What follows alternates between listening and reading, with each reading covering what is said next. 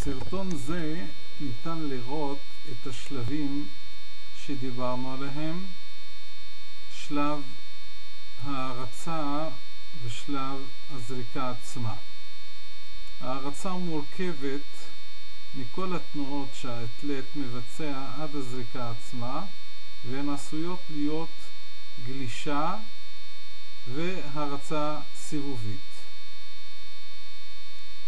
מטרת ההרצה להעביר כבר בשלב ההרצה מהירות התחלתית סבירה לחפץ הנזרק.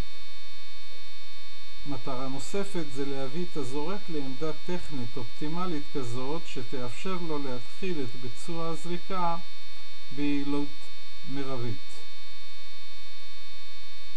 שימו לב לאתלט שבסרט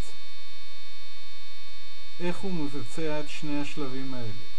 ההרצה צריכה להיות שטוחה ובקצב הולך ומתגבר, לכן זמן ההשהיה על המסלול ההרצה ללא תמיכה בקרקע צריך להיות קצר ככל האפשר. בזמן ההרצה תנועת חלקו התחתון של הגוף מקדימה את תנועת החלק העליון.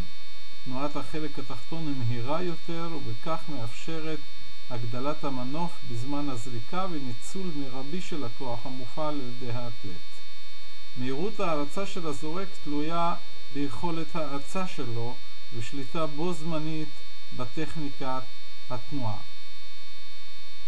הזריקה עצמה היא מכלול התנועות שהאתלט מבצע מסיום הצעד האחרון של ההרצה ועד שחרור החפץ מהיד. שימו לב בסרט. המטרה בשלב זה היא להוסיף לחפץ הנזרק עוד דחיפה ומהירות. תנועת הזריקה מתבצעת באופן מהיר ושוטף. הזריקה כוללת 3 כיווני תנועה שונים.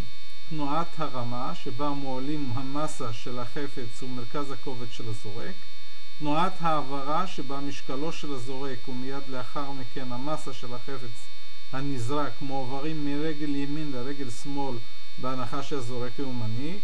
ותנועות סיבוביות, ציר המותן ולאחר מכן ציר הכתפיים מסתובבים ימין לשמאל. המאפיין העיקרי של הזריקה עצמה הוא שכל קבוצות השרירים פועלות תוך מאמץ מרבי בזמן קצר ובסדר מסוים בזמן ובמרחב. תשימו לב היטב לאתלט הזה.